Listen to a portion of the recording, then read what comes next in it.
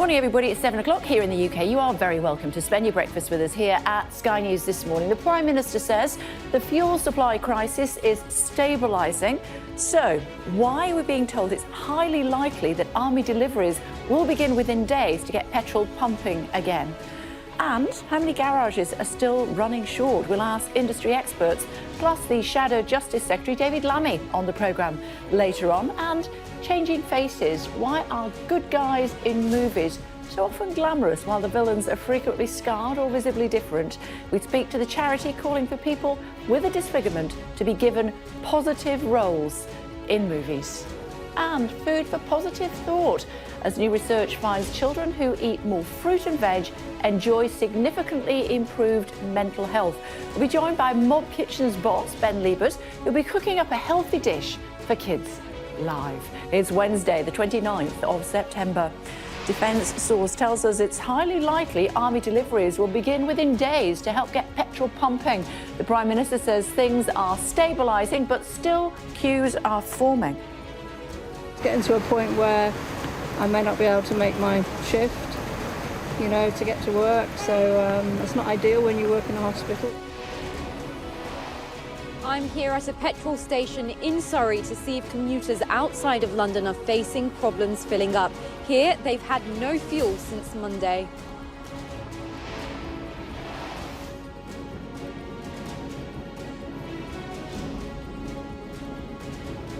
And a new danger. Rivers of lava from La Palma's volcano reach the ocean, creating clouds of toxic gas.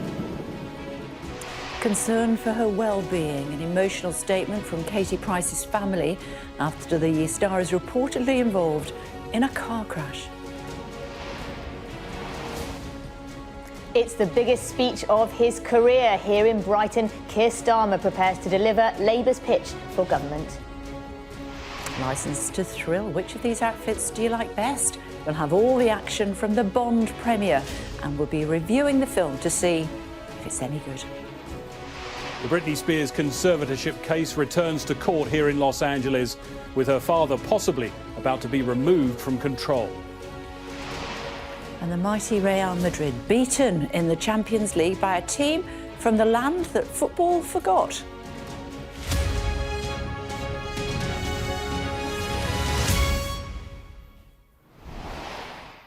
Good morning, everybody. If you're running on empty this morning, it's a bit of a mixed picture. The Prime Minister says the fuel supply crisis is stabilising, but defence sources say it's highly likely army deliveries will begin within days. According to the latest figures from the Petrol Retailers Association, around a third of garages are still short on fuel, as Shingi Maruriki reports. Could scenes like this one be coming to an end? The Prime Minister thinks so, but Britain's largest fuel companies are more guarded, saying the situation is beginning to stabilise, with the pressure at the pumps easing. Despite that, there are more tailbacks and tensions at some forecourts, including this rather novel use of a water bottle. There was also this violent response to a queue jumper, which saw one man pull out a knife at a station in Welling, south-east London. The Met Police has since confirmed the incident is being looked into. Speaking to Kay Burley on Sky News, a fuel campaigner made the case for military assistance. The only thing we can do at the moment to get back to some sort of normality is to get the 100, 200 military drivers to actually start delivering to forecourts, because all of the tankers at the refineries are full up with diesel and petrol, ready to go. We just need some drivers' bums on seats. He could be getting his wish. Last night, a Ministry of Defence source said that it was highly likely around 150 military personnel could start driving tankers like these ones if and when required. One place where supply chain issues are still being felt is this BP station in Oxford. It had been closed since 8 AM in the morning after running out of petrol, but still, a carousel of cars drove through looking for their fill. It's getting to a point where I may not be able to make my shift, to get to work, so it's not ideal when you work in a hospital or anywhere, really. I think they're trying to calm people down, is what they're trying to do, which is understandable, but my mum didn't make it to my house the other night. I had to get a jerry can to bring this car back. With many pumps still out of action and queues across the country, not even the army can promise a quick end to this crisis. Shingi Marike, Sky News. Okay, well, let's get the latest on the supply crisis from the forecourt. Aisha joining us now in Surrey. Hello to you, Aisha. Good morning. What about the petrol station behind you? What's the situation there? Morning, Kay. Well, it's a really dire situation here. Massive problems for commuters, people trying to get to work, people trying to head out on the school run because there is no fuel here.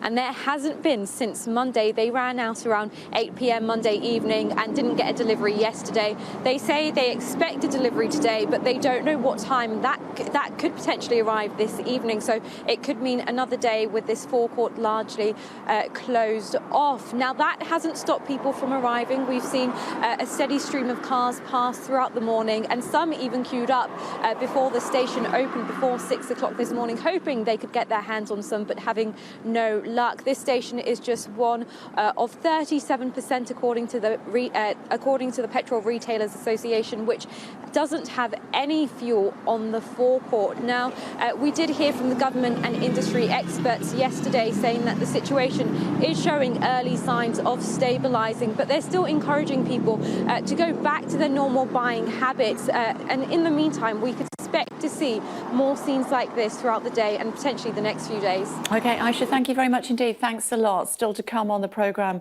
for you this morning, 7:30, speaking to the organisation calling for an urgent change to mindset to tackle rising emissions. Changing faces, we speak to campaigners who want to see actors with visible differences playing positive roles, not just always being cast as the bad guy. And after 9 a.m, discussing new research suggesting children who eat more fruit and veg are happier, joined by a professor of nutritional epidemiology, and also Ben Liebus will cook us a happy meal. Rivers of lava from the volcano on La Palma have reached the sea, causing clouds of toxic gas to form. Becky is on La Palma for us today. It's not getting any better, Becky, is it? Good morning. Hi there, Kay. Yeah, you're right. It's hit the water. That is the thing. We were waiting to see if and when that would happen. And it did around 11 p.m. last night. It passed through a town called Todoque, caused a lot of damage there, and then went over a cliff about 100 feet high into the ocean. Now, the reason that scientists had been so concerned about that is that when lava hits the sea, it creates a thermal shock. The lava is over 1,000 degrees centigrade. The water is just over 20 degrees centigrade. And that releases toxic gases containing hydrochloric acid. It's extremely irritating for the eyes and the skin and dangerous to breathe in. And that's why residents in the surrounding areas have been told to stay inside the houses. Do not leave. Do not breathe in that gas. Now, the effect of the lava hitting that water, it won't create a tsunami or anything like that. It's not enough lava to do that. It might be dangerous to some sea life because it can change the oxygen and the pH levels. But really, the main concern with this is the gas that's being released and making sure that people don't go out and breathe it in. And as far as local people are concerned, many of them have lost their homes. They've got issues staying inside given these toxic chemicals. But thankfully, no injuries that were to report at this stage. No, exactly. Miraculously, no one has been injured.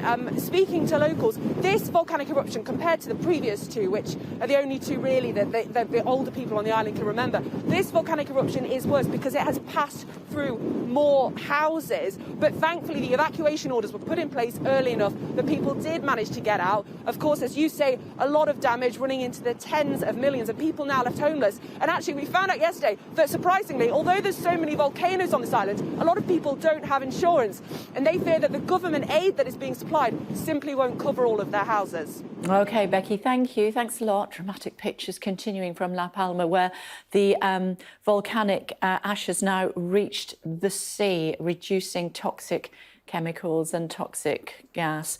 We'll keep an eye on that for you. Of course, as Becky was saying, miraculously, no injuries or deaths as a result of that volcano continuing to erupt. In other news, Katie Price's family say they are concerned for some time about her mental well-being after she was reportedly involved in a car crash. The former glamour model is said to have been arrested on suspicion of driving under the influence of alcohol and drugs.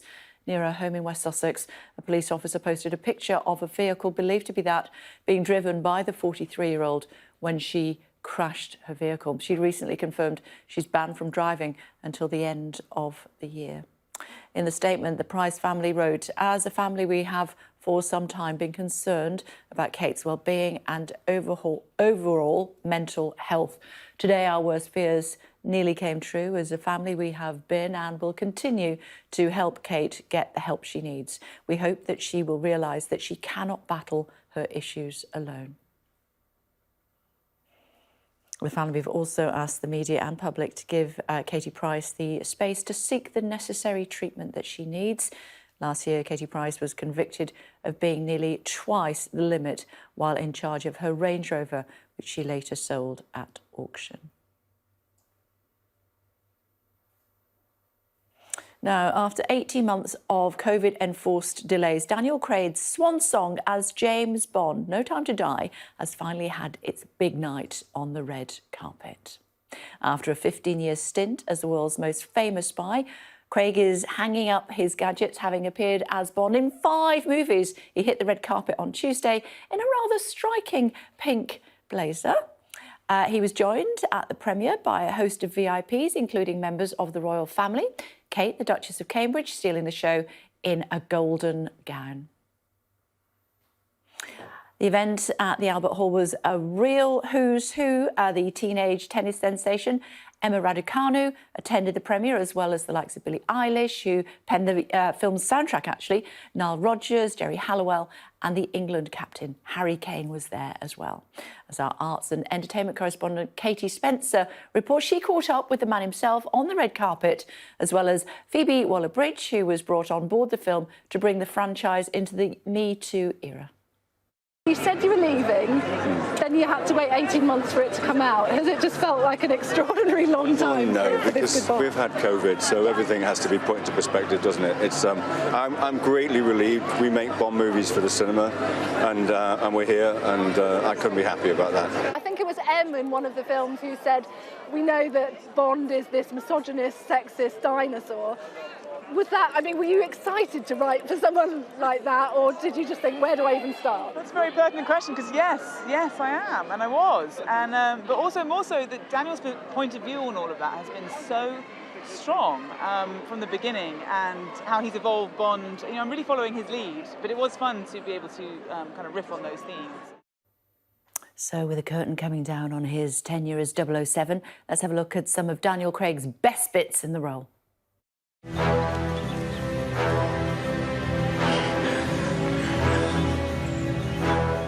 The name's Bond. James Bond.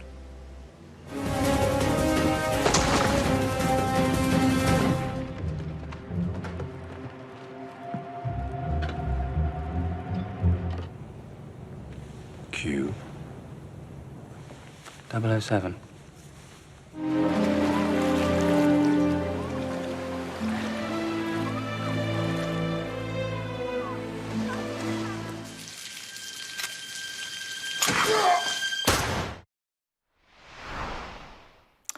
We'll be discussing whether this was his best or worst Bond. We'll have all the gossip as well as the first reaction to the film itself with the entertainment journalist Caroline Frost at around 8:20 this morning. So do stay tuned for that. Perhaps you were lucky enough to go to the premiere, the royal premiere, last night. If so, maybe tweet us and let us know what you thought about this last Bond movie for Daniel Craig. Who might be Bond next? Could it be Idris Elba? We live in hope, ladies. Now, the Labour leader, Keir Starmer, faces what's been described as the most important speech of his career today when he addresses his party conference in Brighton.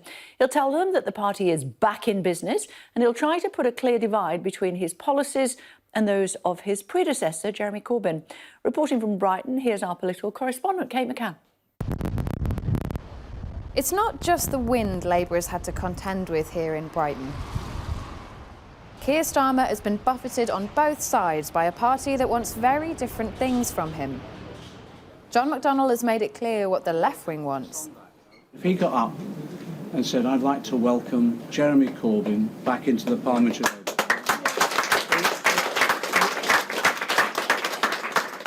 it would send a message out to our rank and file members that we are genuinely coming together and he's serious about that. The man himself is going nowhere. But there are lots of people who say that you shouldn't be here because you are a distraction for the new leader. How do you feel about that? I don't know who these people are, and I don't imagine why anyone should say such a thing. I'm very happy to be here and enjoying conference and enjoying meeting many friends and comrades.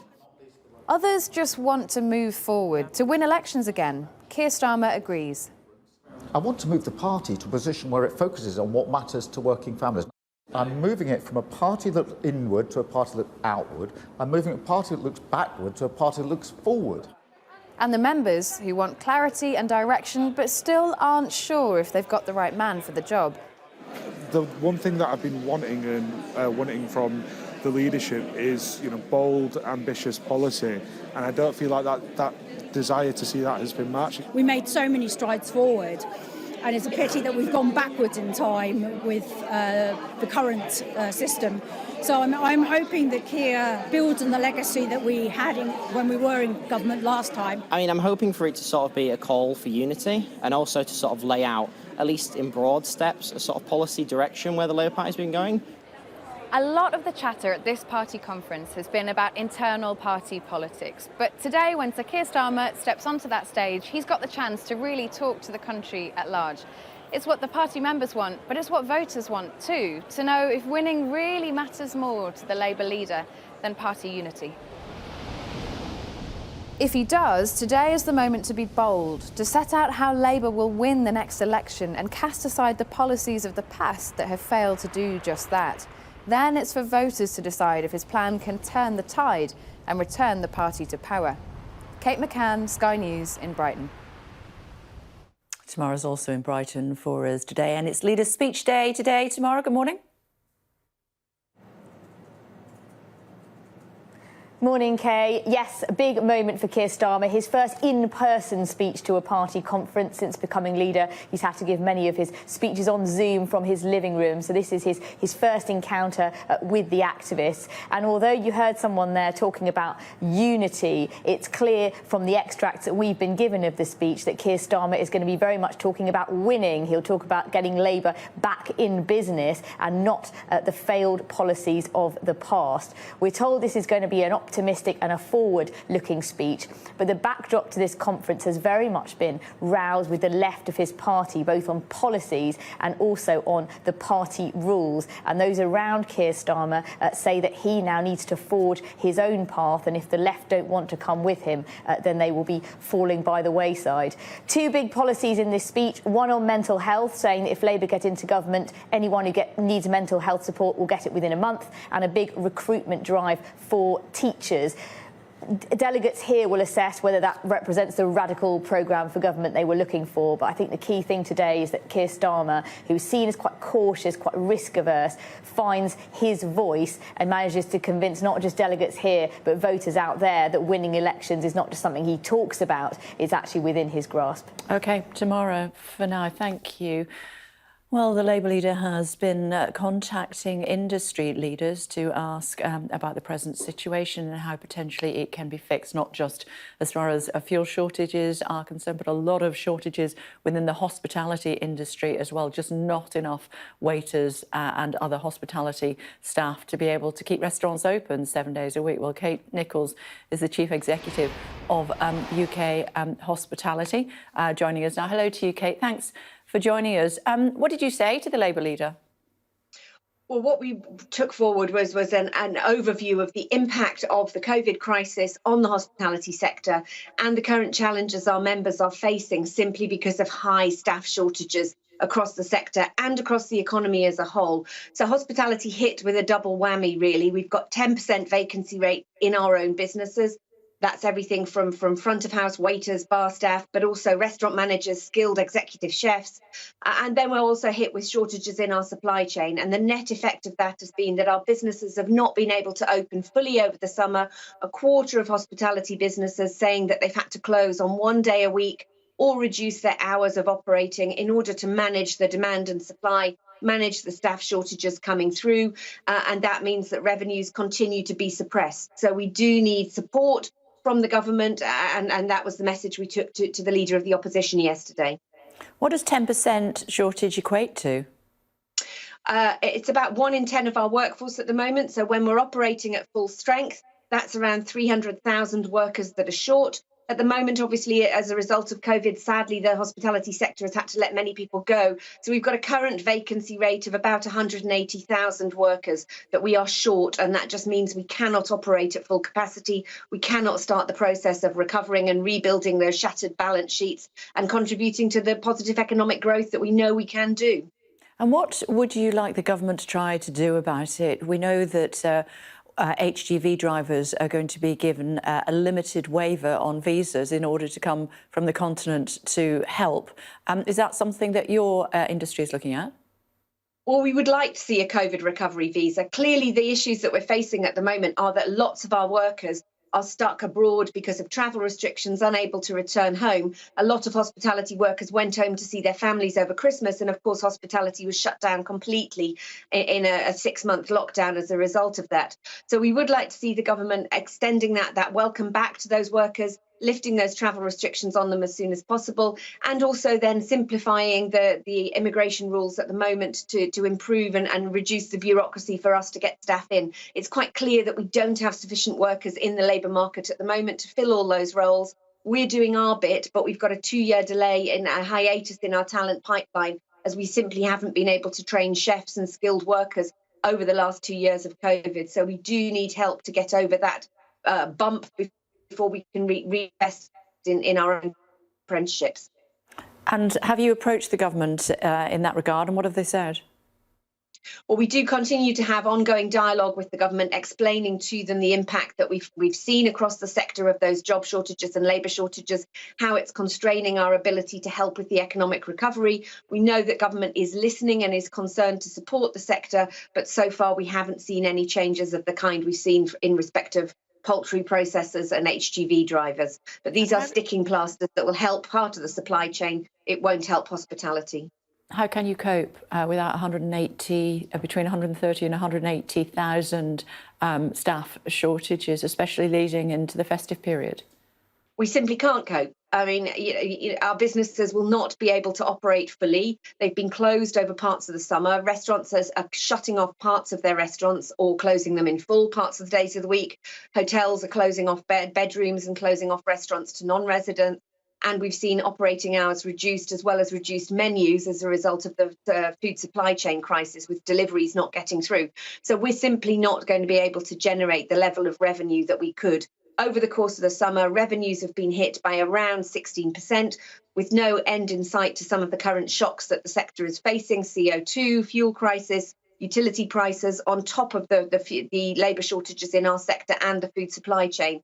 We cannot see that changes over the course of the next 3 to 4 months. So we're going to see hospitality revenues down at around break even. These businesses will continue to remain fragile. OK. Kate Nichols, CEO of UK Hospitality, thank you for joining us on the programme. Much appreciated. Let's take you to Manchester now, should we, and bring in Sasha Lord. He joins us to talk about the nighttime economy. Hi, Sasha. We're hearing there about what's happening with restaurants and the like, where some restaurants are having to close 1 day a week because they just don't have enough staff. What about the impact on your side of the industry? What's happening there? Good morning. Well, good morning, Kate. Yeah, no, I reiterate everything that Kate's just said. It feels only a few months ago we were talking about on your programme, Kate, recovery and how we were looking forward to it. But actually, since then, we've been absolutely handcuffed. You know, we talk about the staff shortages. As you may remember, I have a festival called Park Life Festival that took place 3 months ago, and working with other festival organisers across the whole of the UK. We were saying to the government months ago at the start of summer, look, there is a huge issue here. There aren't enough haulage drivers to bring our infrastructure. And sadly, it fell on deaf ears. And I can tell you again, just purely from a personal level, last weekend we traded without draft. We couldn't get the gas. The forklift trucks, we don't have the gas for forklift trucks this weekend, so we're having to bring the staff in to manually handle stock around. I know people with restaurants now who, as Kate just said, are operating limited menus, limited days. There are pubs and bars across Greater Manchester and the UK that will not serve draft this weekend.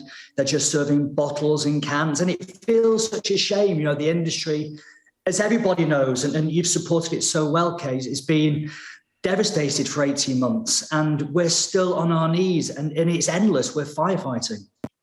What's the one thing that needs to change urgently? The government, I think they now need to listen. I think most of the people watching this programme will agree with me that the government really did not give the credit to the hospitality industry just as we started to shut down. And I understand why, possibly, pubs, bars, restaurants, theatres, you go to those places to enjoy yourselves with your friends, you let your hair down. So they didn't really give us the credit that we were the 5th biggest industry in the whole of the UK. I think as time moved on, they started to understand that, and they saw the public reaction and how badly we were treated.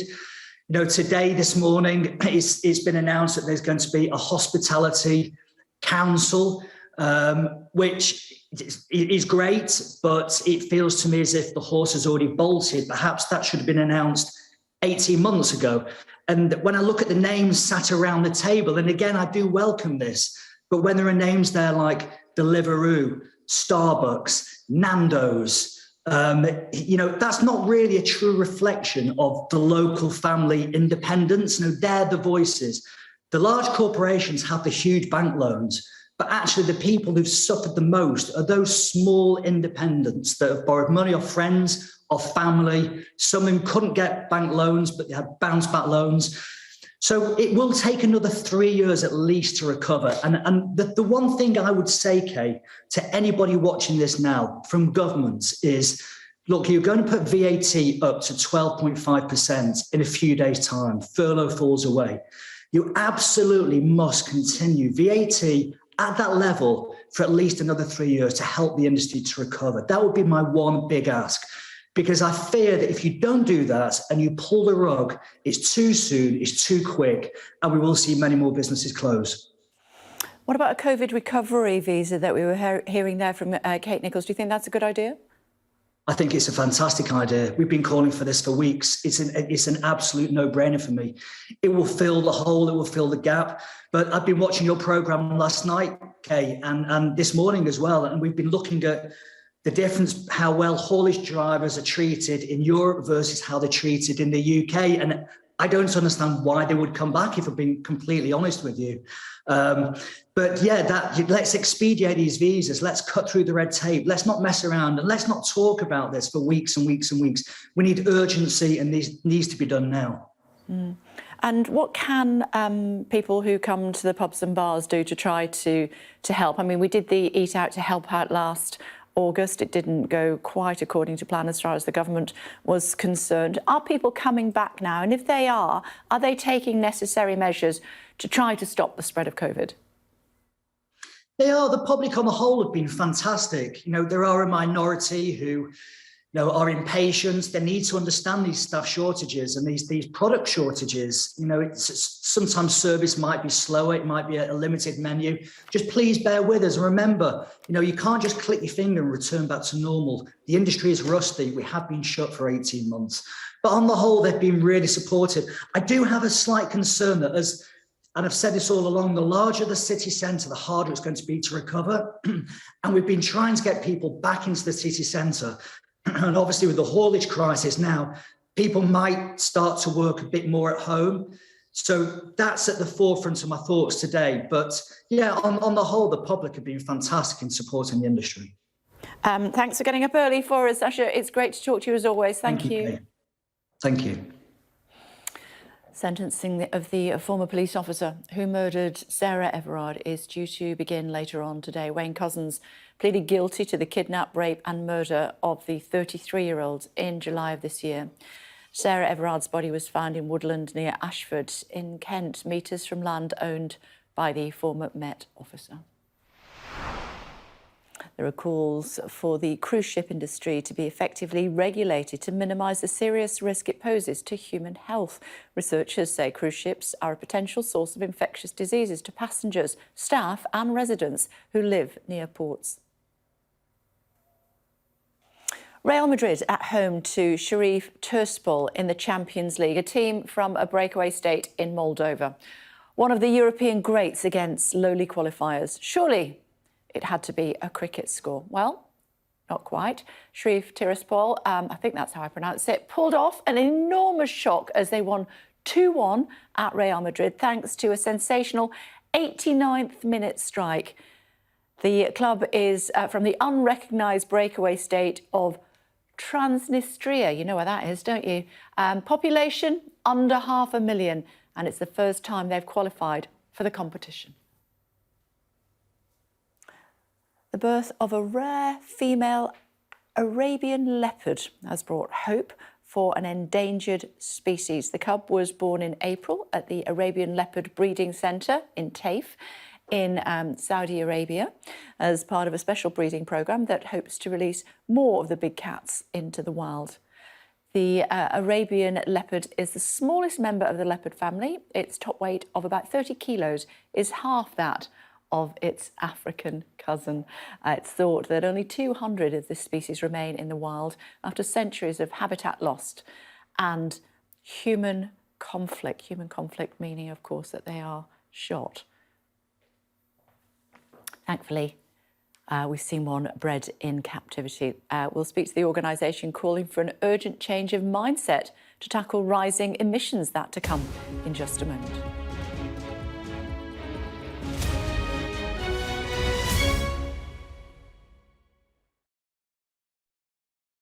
Well, the basic idea is that students demand climate change education. And for as long as they're not going to get it from the state, from government, they're going to try and teach their teachers themselves. The idea is that, like you reverse the classroom, you do what is needed. And there's a huge demand around the world. Climate change is the most significant crisis of our civilization. And yet our schools are doing almost nothing to empower students, to empower teachers to prepare for the future. And I think this is an incredible demonstration of will and engagement by the younger generations. We are seeing an incredible demonstration of responsibility from the younger generation. I think they feel it more than the adult generation. And again, they are not simply demanding. They are saying, if we don't do it, if you don't do it, we're going to do it ourselves. We're going to take it in our own hands. And I think, in a sense, this is an important message to the UK government, the Italian government. They're co-hosting the COP conference at the end of this year in Glasgow. And something radical has to happen. And we often focus on the energy transition, on the technological transition, but education is just as important, if not more important, because it allows us to change the behavior of billions and billions of people. Schools are powerful institutions in leading this transformation across the world, not just in Europe, not just in the West, but across the entire globe. What the students are demanding and what some of us have been pioneering around the world is a different type of approach. We need to empower people. We need to teach and explore new ways of doing things. How do we act on climate change? How do we slow down climate change? How do we engage communities in doing something about it? Students don't want to know that the planet is coming to an end. They want to know what they can do to fix it. And that is the kind of education, this empowering education that we're missing at this stage.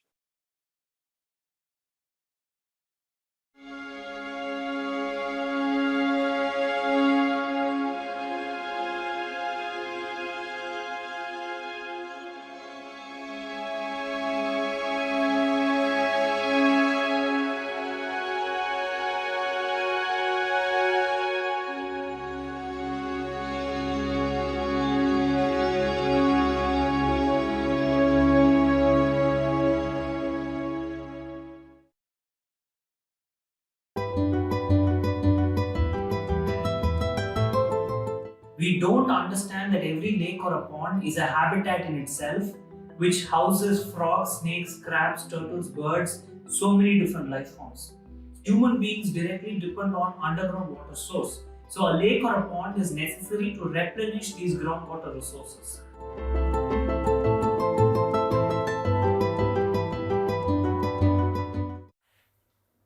Hello again, everybody. Hospitality owners say they'll continue to struggle to cope right up to Christmas after 18 months of devastation due to the pandemic. They're now facing severe staff shortages and, on top of that, supply difficulties with food and also with fuel. Kate Nichols, the head of UK Hospitality, says they need help. Our businesses will not be able to operate fully. They've been closed over parts of the summer. Restaurants are shutting off parts of their restaurants or closing them in full parts of the days of the week. Hotels are closing off bedrooms and closing off restaurants to non-residents. And we've seen operating hours reduced as well as reduced menus as a result of the food supply chain crisis, with deliveries not getting through. So we're simply not going to be able to generate the level of revenue that we could. Over the course of the summer, revenues have been hit by around 16%, with no end in sight to some of the current shocks that the sector is facing: CO2, fuel crisis, utility prices, on top of the labour shortages in our sector and the food supply chain.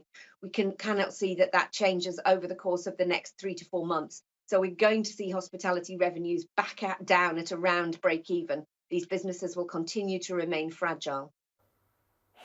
A new report from the risk management group DNV is calling for an urgent change of mindset to bring down global emissions. That chimes with what the climate activist Greta Thunberg told Sky News. She said that the UK is a climate villain just a month before it hosts the COP26 climate conference. It's very easy as them to make it seem like they are taking leadership, and I find it very strange that they are the ones who we are supposed to look up to now. But they are objectively one of the biggest climate villains, which I find very strange. Joining us now is Harry van Menjeven, Regional Director of UK and Ireland Energy System at DNV. Hello to you, thanks for joining us. Let me just pick up on that from Greta Thunberg, could I? Do you think that the UK is one of the biggest climate villains? Good morning and thanks for having me on. I think it's important to remember this in the context of an energy transition. The world, in many ways, is an energy villain because we've used fossil fuels to power our economies for the last 50 years. So what's important is to focus on the energy transition and greenhouse gas emissions reduction. OK, so talk to me about, in the report it says, a massive redirection of spending from carbon-heavy investment into clean energy is required. How do we do that then? Well, maybe if we take a step back, and in your introduction you referenced COP26 in a month's time in Glasgow, but if we go back to perhaps the last very successful COP was back in 2015, the Paris Agreement, COP21, and there the governments of the world came together and agreed on a plan to limit global warming and greenhouse gas emissions to 1.5 degrees. DNV's energy forecast is basically showing that we will have used that greenhouse gas emissions budget, or carbon budget as it's sometimes referred to. We would have used that 1.5 degrees by 2029. We would have used the 2-degree carbon budget by 2053. And by the end of the century, global warming will be at 2.3 degrees above pre-industrial levels. And I think your channel does a great job every evening of highlighting the challenges and consequences associated with that global warming. Yeah, we've got a climate dashboard, actually, that we can look at as we're talking to you. Is clean energy affordable? Just looking at the numbers and the amount of fossil fuels and renewables, etc., that are being used at the moment, and also that time left before we reach 1.5 degrees Celsius. Many experts saying that's the point of no return. We're presently suggesting that's 11 years away. You think that's potentially before that. We need to change. Everybody agrees with that. The question is, how expensive is it going to be to do that? Yeah, I mean, I think these dashboards are great to focus our mind for where we are today. But there is some good news in our forecast. The energy mix is changing. So in 2019, the world was using about 80% of its energy needs was met by fossil fuels and only 20% by non-fossil fuels. Our forecast is showing by 2050 that picture is going to change. 50% will come from fossil fuels, but 50% from non-fossil fuels. And the bulk of that non-fossil fuels will come from renewable energy, from wind and solar. So the energy mix is changing and the clean energy transition is happening, but as you correctly highlight, it's just not happening fast enough. So we need to accelerate it and we need to figure out how to finance it. Fascinating stuff. Thank you so much for your expertise. Appreciate you joining us this morning on the programme. Thank you. Thank you. Let's change pace, should we? Britney Spears could finally see her father removed from the conservatorship that's controlled her life and money for more than a decade. In a highly awaited court ruling, an LA judge will today decide whether Jamie Spears, who took on the role after the star suffered a mental health breakdown in 2008, must now step down, as Greg Milam reports from Los Angeles. For the movement that mobilised, in their words, to free Britney, the victory that's within sight is no reason to go quiet now. They took their protest to the offices of the singer's management company with new questions about her treatment. Today's court hearing, though, is likely to be another moment of vindication. In January of this year, we were still being called conspiracy theorists often. I said free Britney for the first time in 2009. It's been a long time coming. Britney's never had one person she could trust, no. The story of the conservatorship that's run Britney's life continues to fuel more new documentaries. This one containing explosive claims. They openly talked about monitoring her. Their reason for the monitoring was, looking for bad influence, looking for potential, illegal activity that might happen. But they would also monitor conversations with her friends, with her mom, with her lawyer, Sam Ingham. If there's anybody that should be off limits, it should be Britney's lawyer. The conservators and their security firm have denied those allegations. Britney does seem likely to get her way and have her father Jamie removed as conservator. The whole arrangement, one she says has ruined her life, could end within weeks. For these supporters, it is now about more than just what they call freedom for Britney Spears. They want an investigation into what's happened over the last 13 years, and for the hundreds of thousands of other people subject to conservatorships to get their own protections. It's an issue that's now reached Washington, talk of a change in the law, and now a congressional hearing. If the conservatorship process can deprive someone like Ms. Spears, someone with immense celebrity, immense wealth, immense material success, of her fundamental liberties, then what chance does the average American have? What Britney Spears thinks we can gauge from her social media posts. It's all in the past, she wrote. Today, though, will do much to determine her future. Greg Milam, Sky News, Los Angeles. Coming up on the programme for you, Changing Faces, we speak to a campaigner who wants to see actors with visible differences play other roles, not just villains. That's coming.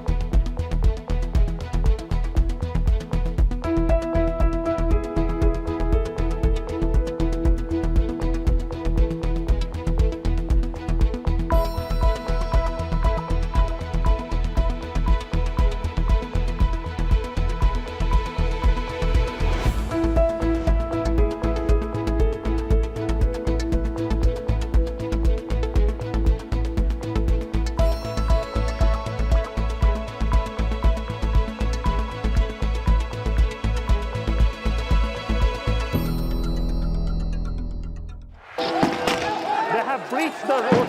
There is a lot of gas being fired all around us. शांति से इनको समझाओ वरना ये हम लोग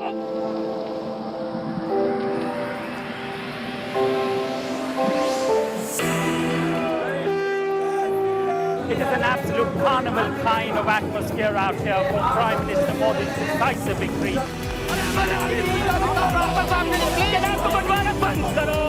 These students are defying the prohibitory orders and now they're going to be arrested.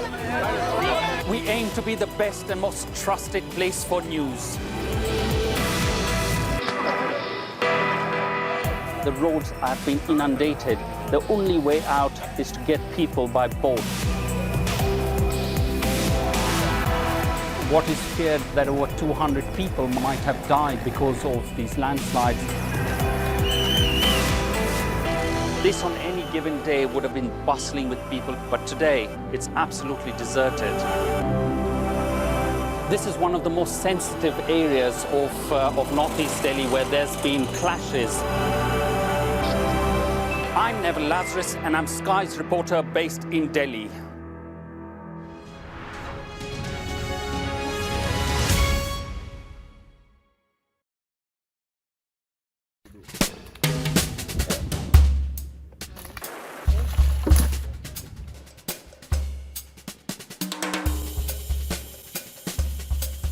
Cercando as áreas, limpando as áreas e progressivamente avançando com os plantios.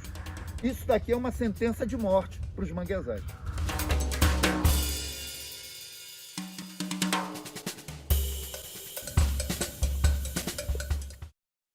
Did you know that if we all work together, we can really make a difference to the air pollution around our schools? Yeah, we should really do that. It's a chilly start today with some scattered showers. The showers will mainly be in the west. Otherwise, there'll be plenty of sunny spells, although it will feel rather cool in the brisk breeze. Cloud will thicken across Ireland and Northern Ireland as the next weather system approaches, bringing rain and strong winds to the west coast later.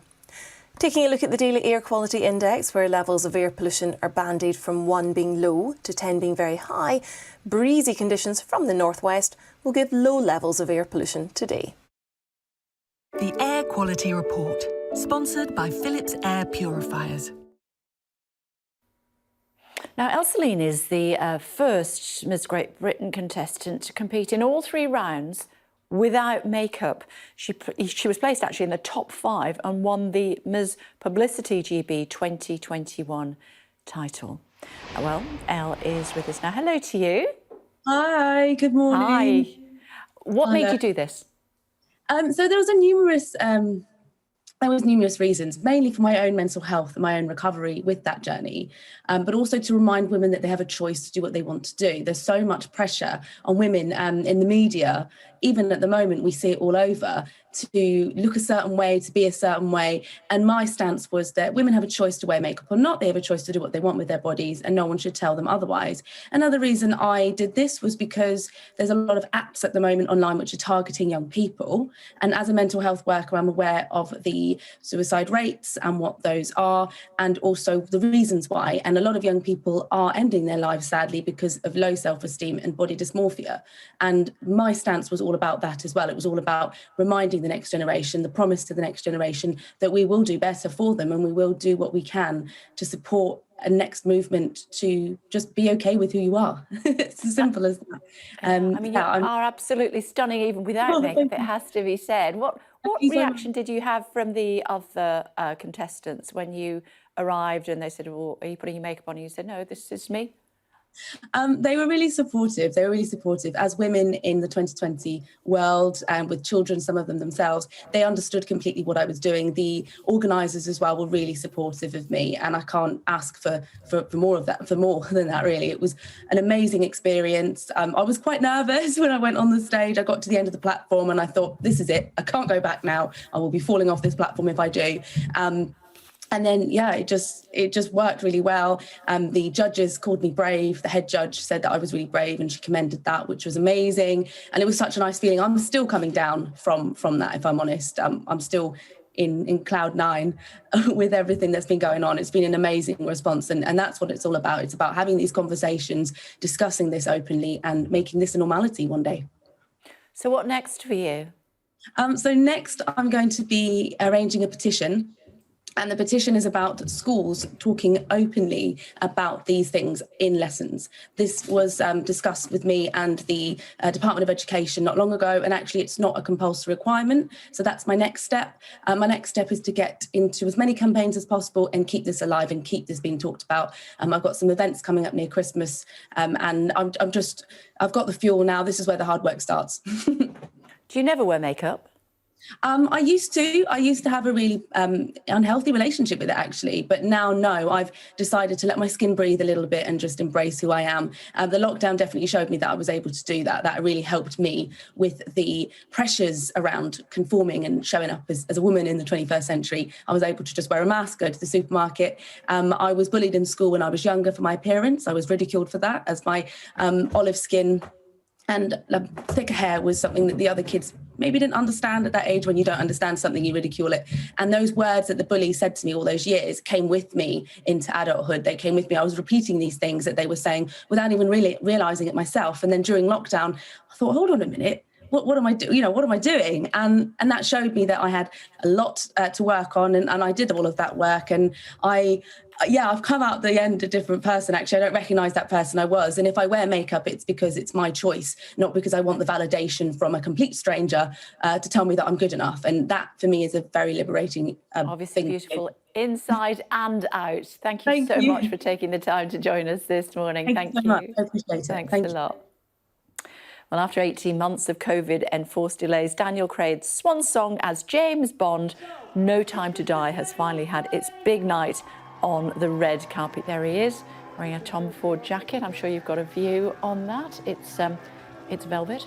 Daniel Craig hit the red carpet in a, as I said, rather striking fuchsia, let's call it fuchsia blazer. So often the villains in movies, including the recent Bond movie, have scars or disfigurements, which leads to negative representation. Campaigners are calling for a change when it comes to visible differences and have launched a new campaign video to change that with a James Bond theme. I had convinced myself that in this industry I would never ever be attractive enough or good enough to play James Bond. And I think that comes from, as a child, myself growing up and watching villains with scars all over the TV. People with visible differences are the true heroes. We go through so much in our day-to-day life, and I think we deserve a bit of heroism. Joining us now, campaigner and charity ambassador Tulsi Vajiani. Thank you so much for joining us, Tulsi. And in the latest Bond movie, the baddie has a facial disfigurement, don't they? Yeah, good morning, Kay. So nice to see you again. And you too. And you too. Tell me about the campaign. So this campaign, came about, working with Changing Faces, where they campaign for people with a visible difference. Often we get messages saying, I've experienced a negative message. I've been compared to a villain in a film, myself included. I got referred to as Freddy Krueger. So the more we heard this, the more we realized we need to campaign for change in popular culture and film and TV. And, 3 years ago, we launched the same kind of concept, I'm Not Your Villain. And the British Film Institute, pledged to say that they won't be funding any further films with a villain with a disfigurement. Now here we are, James Bond, and yet again the villain has a disfigurement, and it's just brings about a really negative connotation. And we need to change this, not just for the generation now, but those who are really young at the moment, and going through their own journey with having a visible difference. So that's how this campaign come about. And you've done a fantastic video to accompany the campaign, I'm Not Your Villain. Just tell me a little bit more, I'm sure we can have a look at that. Tell me a little bit more about the campaign. Yeah, so the campaign is just to, call to action that, let's talk about, having a better representation. For those with a visible difference, we should be a hero, a heroine in a film. We should be a love interest, we should be the main leading role. I mean, look at Rob, he just plays the most amazing Bond, look how amazing he looks. So why can't he play Bond? And as we know, James Bond, the amount of times he's been shot at, he's fallen off buildings, surely he should have sustained a scar or something by now, so it's not actually real, is it? So I think we just need to show a bit more realism out there. Was that you as Audrey Hepburn in that montage? It sure was. She's my style icon. So to be able to, dress up like her and channel my inner Audrey Hepburn was just incredible. And again, it just shows that anything is possible. And I too can, play Audrey Hepburn if I had to, or if I wanted to. And this is the thing, we should all be able to have a choice. Have you found that the public has changed its perception over the years? Are we more tolerant of people who are different to us? I think we are. Things are changing, definitely. But I just think in terms of visual representation, which is like your media, films and TV, we definitely need to do a lot more. Just because, look, 1 in 5 identify having a visible difference. That's quite a lot. And that's a lot of people who are experiencing a lot of negative comments out there, being compared to someone on the screen as a villain. I grew up with that. I thought having scars was a bad thing, or I was a bad person just because I was compared to Freddy Krueger. Now, that's not really healthy, and we need to change that. OK, Chelsea, it's good to talk to you. Thank you so much for joining us on the programme. Thank you. Thank you. Coming up in the next hour here on the programme, taking you back to La Palma, where we have seen the volcano eruption continuing, and now the lava has reached the sea, which has released a significant amount of gases which are harmful to humans. The sea is about 20 degrees, the lava is about 1,000 degrees. They get together and cause all sorts of problems, bringing you the very latest on that, and indeed taking you back down to Labour Party conference, where David Lammy will be speaking to us very shortly indeed. All that to come. Stay tuned.